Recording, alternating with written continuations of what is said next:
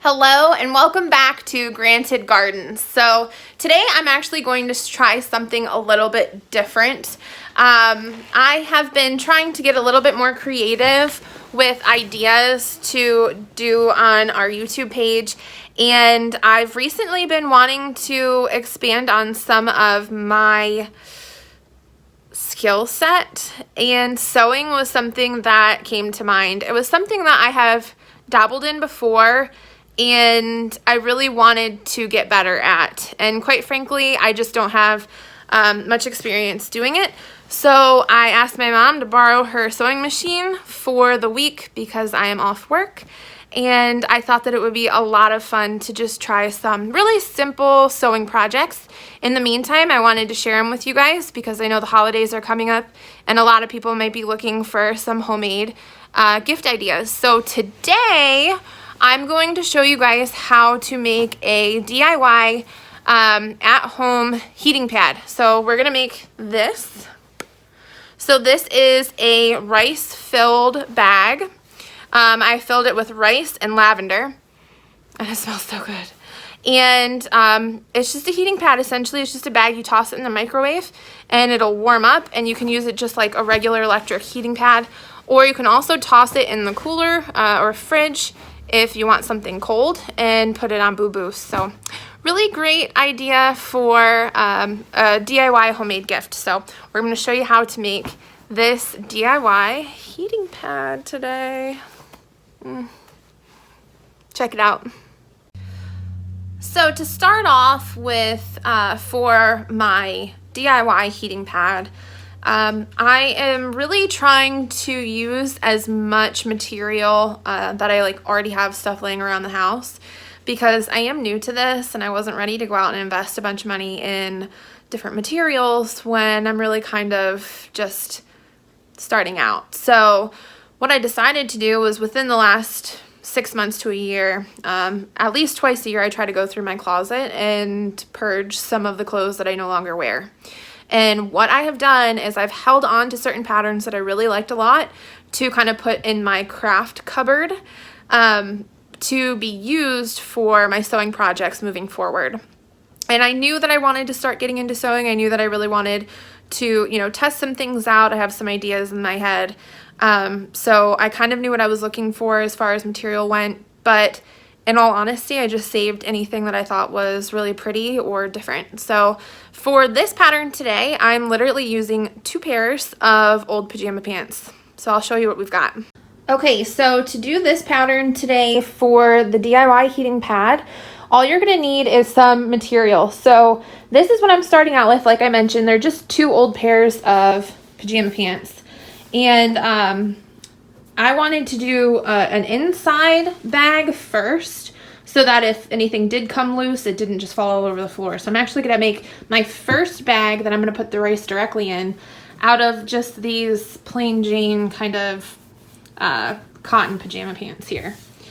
And then over here, I have this pattern that has little sleeping bears on it, and I just thought this would be really cute. It's got snowflakes.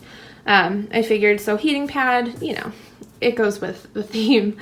So this is what I'm going to make my second bag out of, to put this bag with the rice inside of it so that it looks pretty. Other materials that you're going to need, obviously a sewing machine. This here is the one that I'm using. This is actually my mom's. She's let me borrow it, so this is a learning process for me. I don't know much about the sewing machine, but we're going to learn together. Again, some string, scissors, and then obviously your rice. So this is a 5-pound bag of just generic rice. And then also, if you want something, if you want to add something to make it smell good. Now, we actually grew lavender this year, so I'm going to go ahead and take the buds of this lavender off. I'm going to use homegrown lavender. But if you don't have homegrown herbs, you're more than welcome to just use essential oils. So you could just add a few drops of any of your essential oils into the rice, let it sit, stir it up, and then you can add the rice with essential oils into your bag. I'm going to try using some of my dried lavender. So in order to add a little bit of an aroma, I am going to go ahead and I'm going to pick off the tips of my lavender. the buds of the lavender flowers and put them in a bowl. And then once I put them in a bowl, I'm going to go ahead and mix my rice in so that they're good and mixed up together. For right now, I'm going to just start picking this so that I can tell you roughly about how many lavender buds I put in. Okay, I picked through some of my lavender, and I've got about 1/4 cup here. So I did actually go ahead and put the leaves and the buds in here. It smells heavenly, so I figured why not? You know, this is gonna be fine. It's inside of the bag anyways. So about 1/4 cup of my dried lavender. Next, I'm gonna just go ahead and mix that into my rice. I only have about half the rice that's going to actually go in the bag here right now, but it's fine because it'll all get mixed together even when it's in the bag. But I'm just going to go ahead and get that mixed in real good with this. And then once we get it in the bag, we can give it a couple shakes too. That's no problem. So since we're using pant legs, we already have 2 of our seams done for us. We just need to sew either side. So for my first bag, my measurements were 11 by 7. For my second bag, I'm going to make it a little bit larger just so that I have some leeway to make sure that I can have really nice seams on it. So for my second bag, I'm going to make it more like 12 by 14. Now, mind you, the pant leg that we're using, it kind of tapers off. So it comes in as it gets closer to the ankle. So your measurements on the section that you cut are not going to be straight. So you want to make sure that you take that into consideration when you're cutting so that you will end up with a square bag. So I'm going to go ahead and show you how I'm sewing this on this bag here. So first you want to do is you want to turn the pant leg inside out. You want to make it so that the pattern is on the inside. So here we have it. The pant leg is turned inside out. You can see the seam here and the pattern's on the inside. So what we're going to go ahead and do first is I'm going to sew off this section down here where the hem to the bottom of the pant leg was already. So I'm going to go ahead and just close this off right along this previously hemmed line.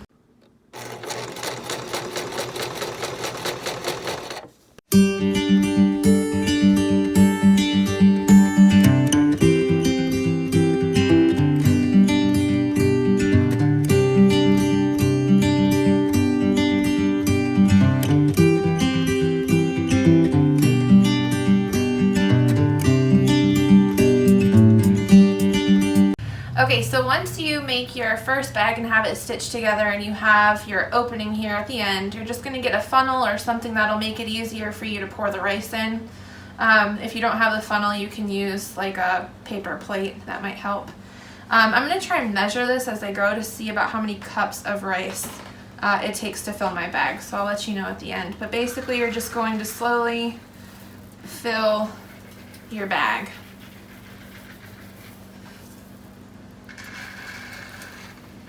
Okay, so now I've put the rice in my bag. I've filled my bag up about halfway, so you can see. It's filled up about halfway. That way when you sew it up and lay it flat, it'll fill the entire bag. So you want to make sure that, you, like I said, fill it up about halfway. Let's see. I used almost all 5 pounds of my bag of rice for this, so there's just a little bit left over. I could probably fit that in there, but I think I'm good with where we're at right now. So it's got my rice and my lavender in it. Now we just have to sew up this corner and then work on our second bag. Okay, so now that we've got our bag about halfway filled up, we're going to go ahead and we're going to close up this opening that we used to fill our scent and our rice with. Now if you want, since this is the inside of the bag, it doesn't have to be pretty. But if you want, you can hand sew this just so that the stitch looks a little bit nicer and you don't have a weird seam. This is, like I said, is the inside of my bag, so I'm going to just go ahead and just sew it up with the sewing machine.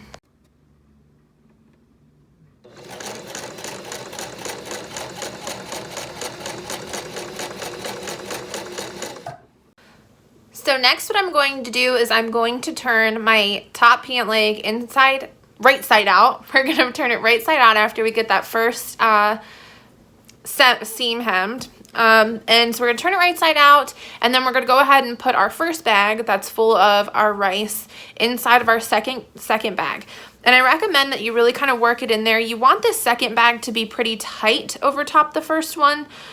So you want to make sure that you get a feel for what that first bag can fill in your second bag. So I'll show you kind of what I'm doing. All right, so I turned my pattern right side out again so I can see the pattern on the front. I put my first bag full of rice inside, and now I'm just kind of feeding this into the corners down here. So this is the seam that I just did. So this is the seam I just did, and I'm just going to kind of feed it in here because we want this to be fitting pretty tight. You don't want this top bag to be really loose. So before we make any more before we sew off anything else, we just want to make sure that this is nice and filled up. See how this corner is kind of floppy?